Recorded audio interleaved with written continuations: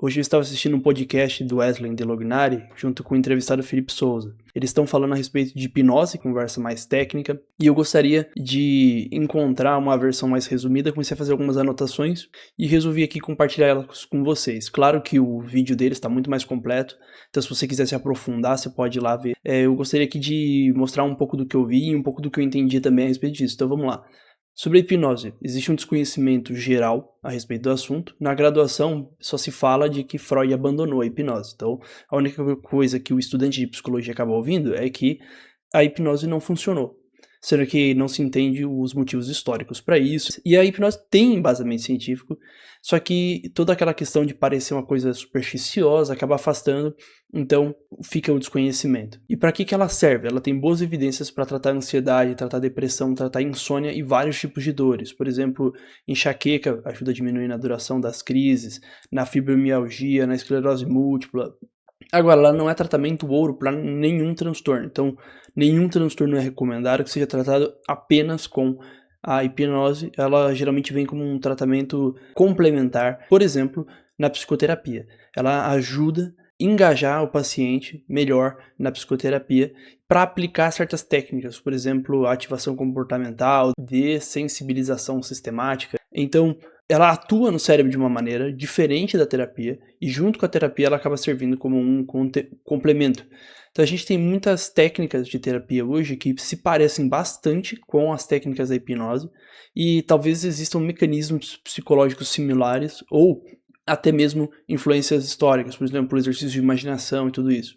Eu penso que se a hipnose tem comprovação científica, mas ela é relegada ao esquecimento nas faculdades de psicologia, isso mostra algo muito sério a respeito da forma como os psicólogos são formados e como é que as graduações têm funcionado.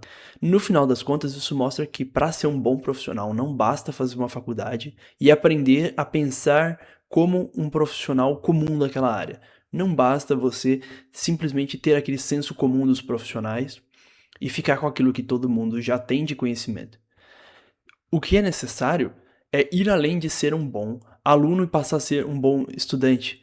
Isso é uma ideia que o professor Pierre dizia, que é a ideia de que você tem que correr atrás do aprendizado, você tem que ir atrás, estudar sozinho, estudar por conta aquilo que te interessa, aquilo que faz sentido para você.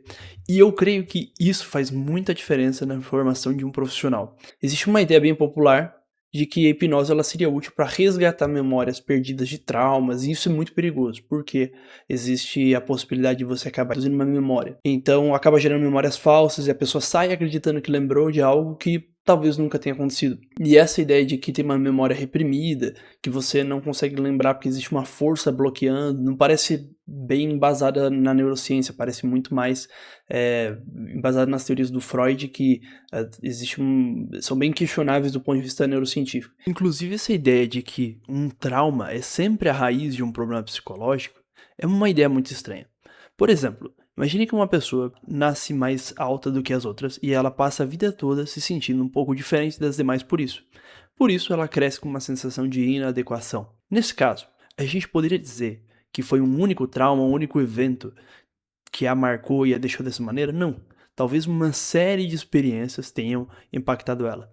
Então fica difícil a gente tentar achar um único momento da vida dela passado que seja responsável por explicar tudo. E além disso, focar também muito em memórias do passado talvez crie uma impressão de que o passado é tudo. E muitas vezes se esquece de analisar como é que o presente perpetua aquele problema. Então talvez sim tenha uma origem no passado, mas circunstâncias presentes, pensamentos presentes, escolhas presentes, tudo isso acaba influenciando a pessoa no momento presente. Aqui é a parte mais densa do podcast. Duas visões, as visões estatais e não estatais. As estatais são aquelas que falam que a hipnose é um estado alterado de consciência. E as não estatais vão falar que não é um estado alterado de consciência. Dá para dividir as estatais em 3, pelo que eu entendi, dá para dividir as não estatais em 2. O podcast tem uma grande pegada em defender a visão não estatal.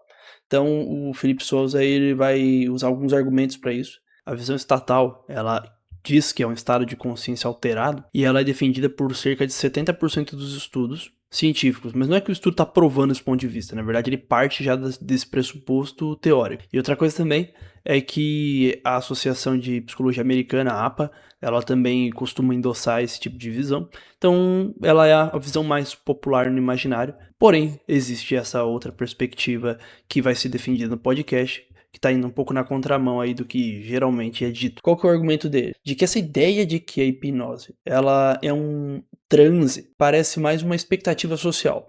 Na verdade, não haveria nada que você não consiga fazer sem esse transe. Então seria apenas uma atividade como outras que a pessoa está mais disposta a agir, mais concentrada, mais sugestionada, mas não existe esse transe. Isso é mais vamos dizer, faz parte da expectativa social e do teatro ali. Então a pessoa age como se estivesse em um estado muito alterado, quando na verdade são mecanismos mais comuns da mente que você vai encontrar num estado normal dela. Então seria um comportamento de estar motivado a colaborar com o indivíduo. Essa discussão se a hipnose é um estado alterado de consciência ou se é só um comportamento ali, me parece ser uma discussão muito mais da filosofia do que uma discussão propriamente científica. Eu tenho a impressão de que esse pessoal que está defendendo que é mais um comportamento tá alinhado mais a uma perspectiva mais científica. Eles geralmente têm dificuldade de estudar a mente, porque a ideia de uma mente, de uma consciência, é uma coisa muito material, uma coisa muito intangível, e isso não parece ser muito acessível do ponto de vista científico.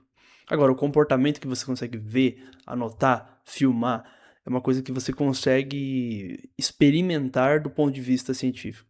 Então, descrever as coisas como comportamento faz mais sentido para essa perspectiva.